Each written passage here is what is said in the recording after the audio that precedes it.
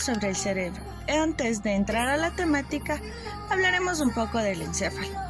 El encéfalo está dividido de tres partes principales: el cerebro, el tronco del encéfalo, el cerebelo. Cada una de estas partes tiene varias zonas más pequeñas con funciones específicas. El cerebro, a su vez, posee neuronas y conexiones organizadas de varios tipos, con largas conexiones, entre ellas componentes de materia blanca y materia gris. La sustancia blanca, o también conocida como materia blanca, está compuesta por las fibras nerviosas mielinizadas o axones de las neuronas. Se encuentra en las estructuras centrales del cerebro, como el tálamo y el hipotálamo, y el tronco encefálico y el cerebelo. Los axones están protegidos por las vainas de mielina, que les proporciona aislamiento de los procesos electrónicos y les permite transmitir las señales nerviosas más rápidamente. La mielina también es responsable de la aparición blanca de esta sustancia. El 60% del cerebro está compuesta de materia blanca. La sustancia blanca permite la comunicación entre la materia gris y otras partes del cuerpo. Transmite la información de las diferentes partes del cuerpo hacia la corteza del cerebro. También controla las funciones de las que el cuerpo no es consciente, como por ejemplo la temperatura, la sangre, de presión, el ritmo cardíaco. Se encarga de liberar las hormonas y gestiona el control de hambre y de la sed, y también de las emociones.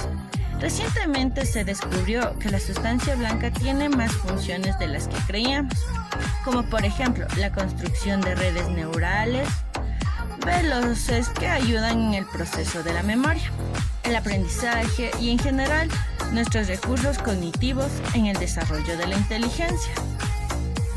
La sustancia gris o materia gris es un componente esencial del sistema nervioso central y está formado por los cuerpos neuronales y los neurópilos, región comprendida entre varios cuerpos celulares o somas.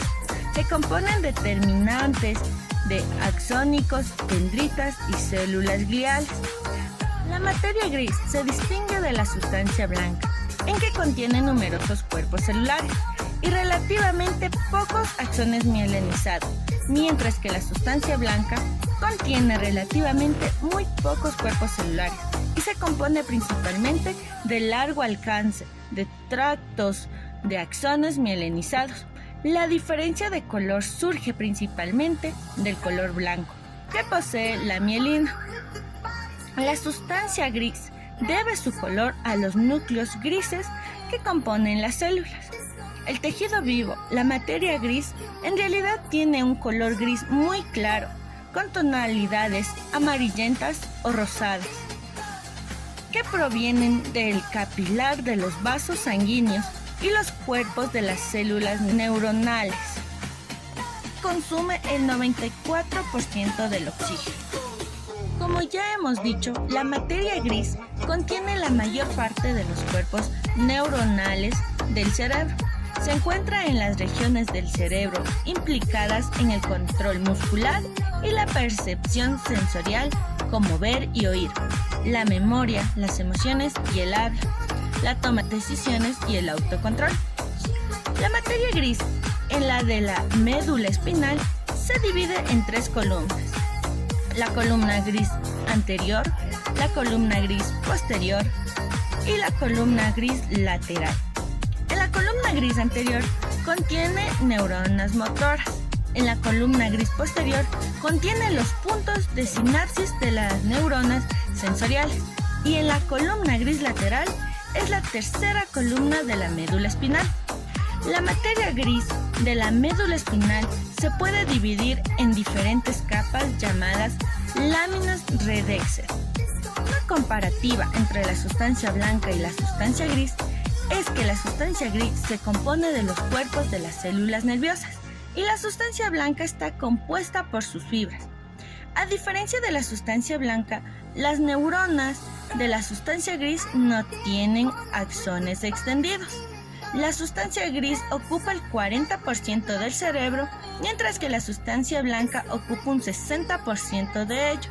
La sustancia gris tiene un color gris debido a los núcleos grises de las células. La mielina es responsable del aparecimiento de la sustancia blanca. El procedimiento de la información se realiza en la materia gris, mientras que en la materia blanca permite la comunicación entre las distintas zonas de la materia gris y entre la materia gris y las otras partes del cuerpo.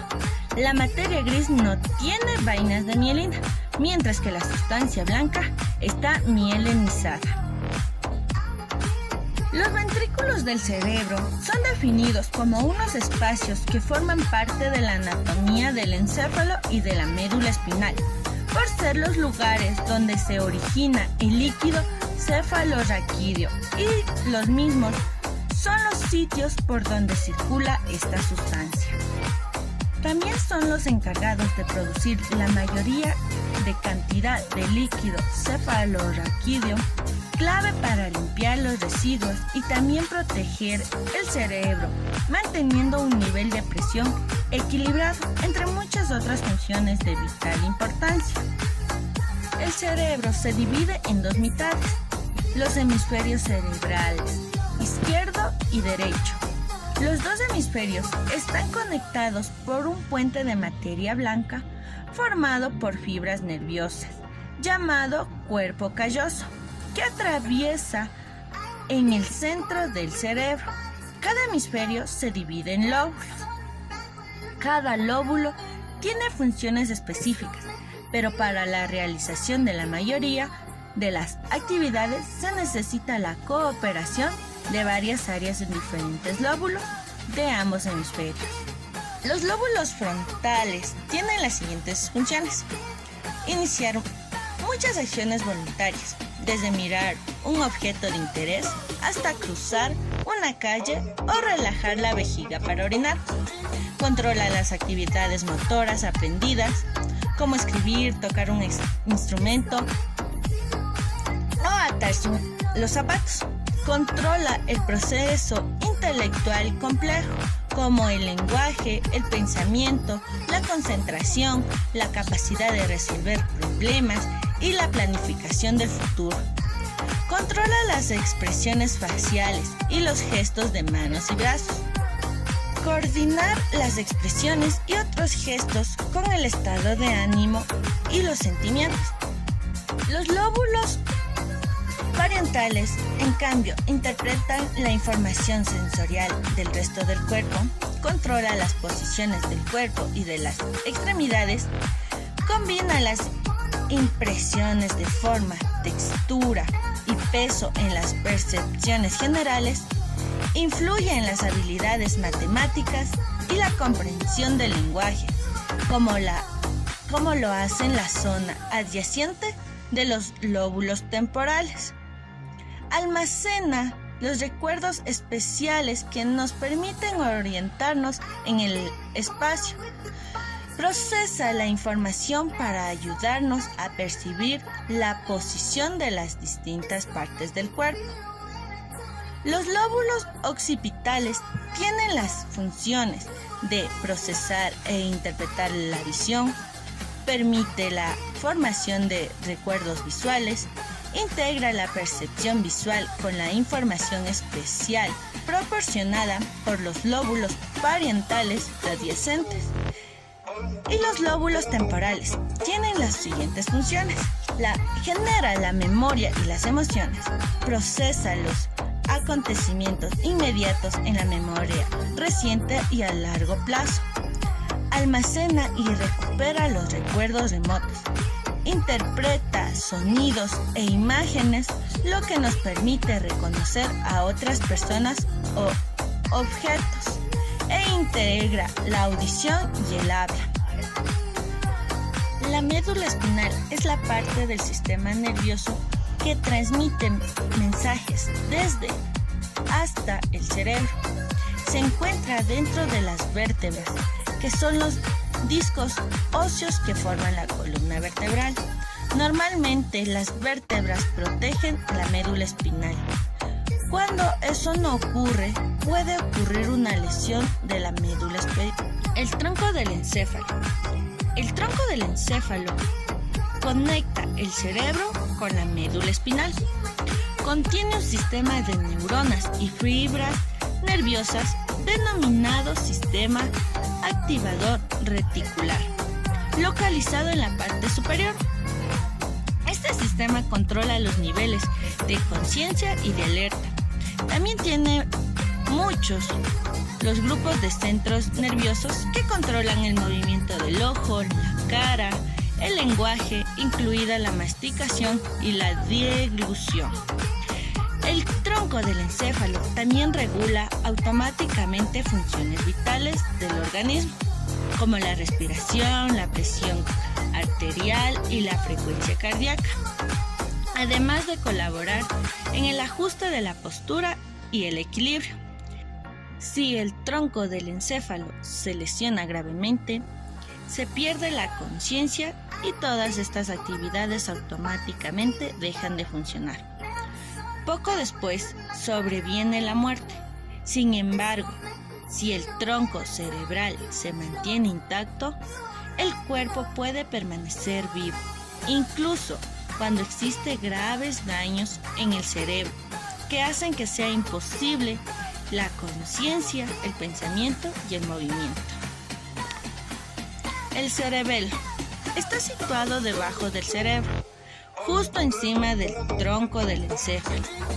Coordina los movimientos corporales con la información sobre la posición de las extremidades que recibe la corteza cerebral y de los ganglios basales.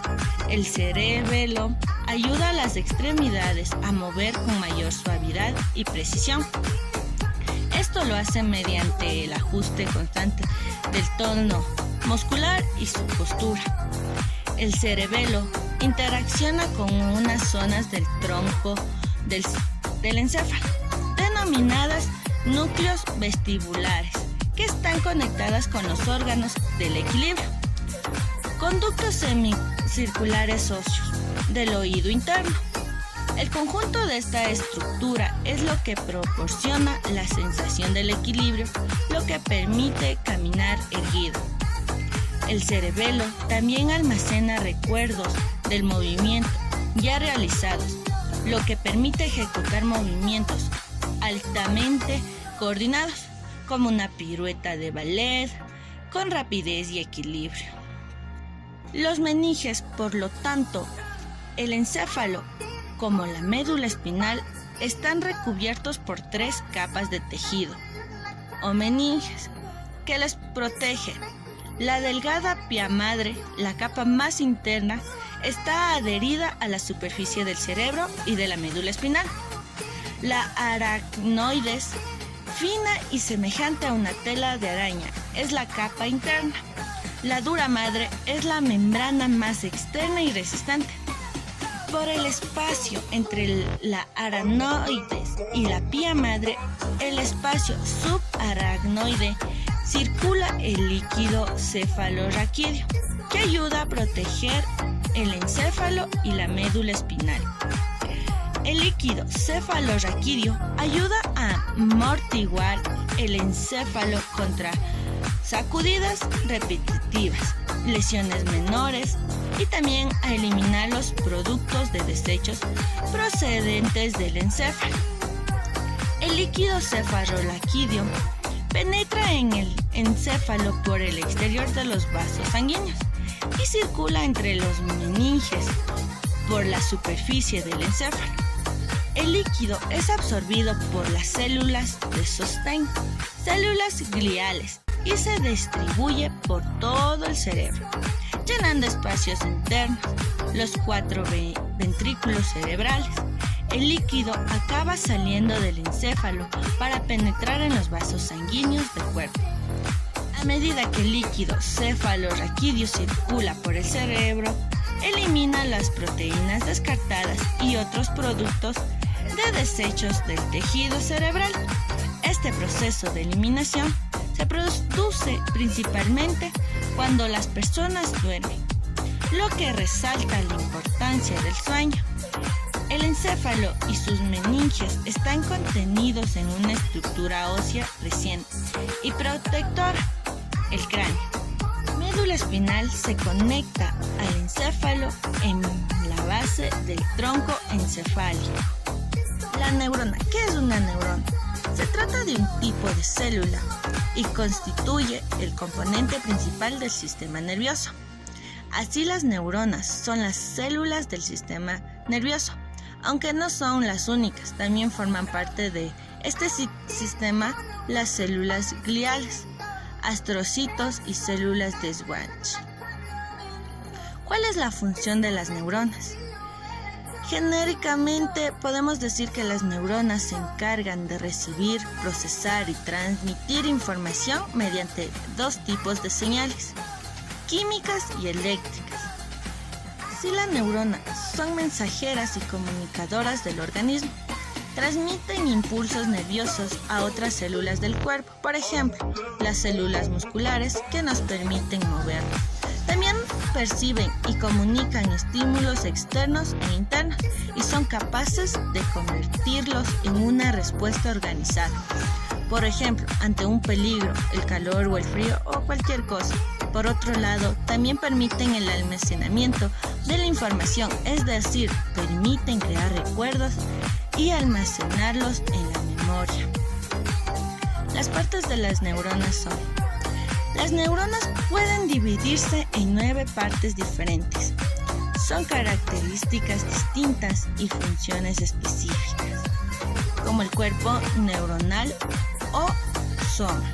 El cuerpo de la neurona también se le denomina soma. Es aquí donde suceden todos los procesos metabólicos de la neurona. Es la región más ancha con una morfología ovalada, donde se localiza el núcleo de la neurona y el citoplasma. Se encuentra también aquí el material genético de la neurona y es donde se sintetizan las moléculas que permiten la supervivencia de la célula y aquellas que garantizan que se transmiten las señales eléctricas. El núcleo. El núcleo de la neurona es su parte más importante. Se localiza en el interior del soma y delimitado con el resto del citoplasma. En su interior, a su vez, se encuentra el material genético de la neurona, el cual es el ADN. El núcleo es muy importante porque controla la expresión de la materia genética y además es la base central de la neurona, donde se regulan todos los procesos. El axón es un tubo que se origina en el soma de la neurona, en el extremo contrario de las dendritas, componente que conoceremos a continuación. Una vez las dendritas reciben los neurotransmisores y el cuerpo se ha activado a nivel eléctrico, el axón tiene la función de conducir la señal eléctrica hasta los botones sinápticos. En estos botones se liberan los neurotransmisores para informar a la siguiente neurona. Las dendritas.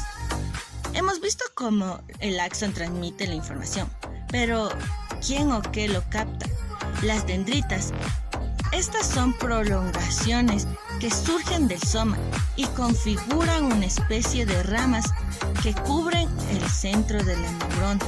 De esa forma se encarga de captar los neurotransmisores producidos por la neurona más cercana, así como de enviar la información química al cuerpo de la neurona, que hace que éste active eléctricamente. Así las dendritas captan la información en donde la señal química, neurotransmisores y activan el cuerpo de que la anterior neurona de la red esté intentando enviar el impulso. Estos impulsos se envían o bien desde los órganos sensoriales al cerebro o al revés, del cerebro a los órganos. La vaina de mielina recubre o rodea el axón de la neurona. La mielina consiste en una sustancia compuesta por proteínas y grasa. permiten la transmisión de la señal eléctrica a lo largo de toda la neurona y que ésta se propague a una velocidad adecuada, o sea, muy rápida. Existen enfermedades donde la mielina está afectada, como por ejemplo en los escleroides múltiples. En este caso, los impulsos eléctricos se vuelven cada vez más lentos, lo que afecta al movimiento o a las funciones sensoriales. Los nódulos de Reinberg. Las vainas de mielina están formados por unidades separadas entre ellas. Cada una de estas separaciones son denominadas nudos de Reinberg. Así los impulsos eléctricos en realidad se transmiten a través de una señal saltatoria, justamente en estos nudos. Son regiones del axón que no están rodeadas de mielina, muy pequeñas, de menos de 1 micrómetro de longitud, y que exponen a la neurona al espacio extracelular. A través de estos nódulos entran electrolitos de sodio y potasio, lo que permite que esta conducta saltatoria son imprescindibles para que la señal eléctrica viaje adecuadamente a través de la mielina. Zonas sinápticas. Se trata de la ramificación localizada en la parte terminal del axón. Son parecidos a las dendritas, pero su función es liberar al medio exterior de los neurotransmisores. Una vez el impulso eléctrico se transmite por todo el axón, estos neurotransmisores, si todo va bien, serán captados por las dendritas de la siguiente neurona, del circuito o de la red neural. Y para finalizar nos preguntamos, ¿qué son las células de Schwann o los neurolemicitos? Son células gliales que se encuentran en el sistema nervioso periférico, que acompañan a las neuronas durante su crecimiento y desarrollo. Recubren los axones formando una vaina aislante de mielina.